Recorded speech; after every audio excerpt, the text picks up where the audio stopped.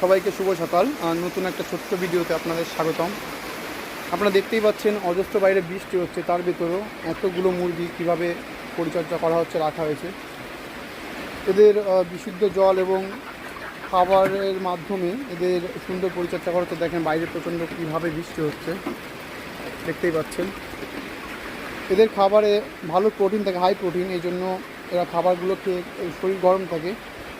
এদিকে আবহাওয়া খুলে রাখা হয়েছে, কারণ এই দিকটায় হাওয়াটা দেবে আর এখান দিয়ে হালকা করে বেরোবে, বা এই দিকটা যদি হাওয়াটা আসে তাহলে সমস্যা, দুদিক দিয়ে হাওয়া আসলে সমস্যা, সমস্যা যে মুরগিদের ঠান্ডা লেগে যাবে, যার জন্য একদিক আটকে রাখা হয়েছে আর একদিক ছেড়ে দেওয়া হয়েছে।